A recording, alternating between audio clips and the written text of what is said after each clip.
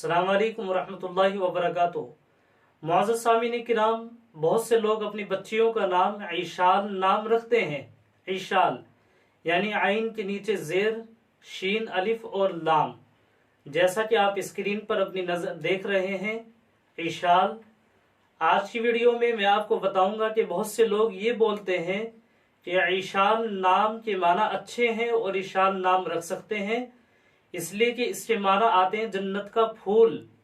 क्या वाकई ईशाल नाम अच्छा है और क्या वाकई इस नाम के माना जन्नत के फूल के माना आते हैं? तो देखिए, मैं आपको बताऊं हकीकत इसकी। ईशाल जो आइन के जेर के साथ है, ईशाल, इससे माना उर्दू और अरबी लुगात में जन्नत के फूल के माना नहीं मिले हैं। इससे माना है ही नहीं जन्नत का फूल।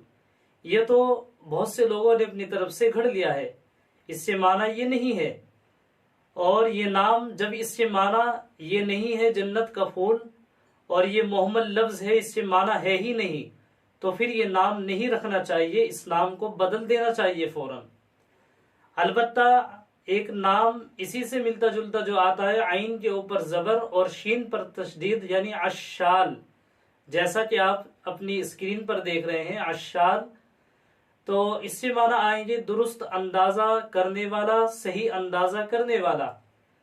अब ये अशाल जो आइन के ऊपर जबर है, शीन के ऊपर तशदीद है, ये नाम अब लड़कियों के लिए नहीं होगा, बल्कि लड़कों के लिए इसको मुंतखब किया जाएगा। लड़कों के लिए इस नाम को रखा जाएगा।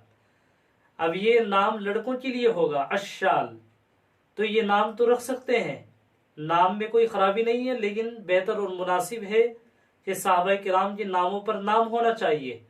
और रहा ईशाल नाम, जैसा कि मैंने आपको अभी बताया है, जो लड़कियों का बहुत से माँ बाप रखते हैं, ये नाम मोहम्मल है, इससे कोई माना नहीं है। जन्नत का फूल, इससे माना बिल्कुल भी नहीं है। इसलिए ये नाम न रखें, बल्कि कोई दूसरा नाम अपनी बच्चियों का हम रखें। अस्सलाम वालेकुम वरहमतुल्लाहि वबरकातुहू।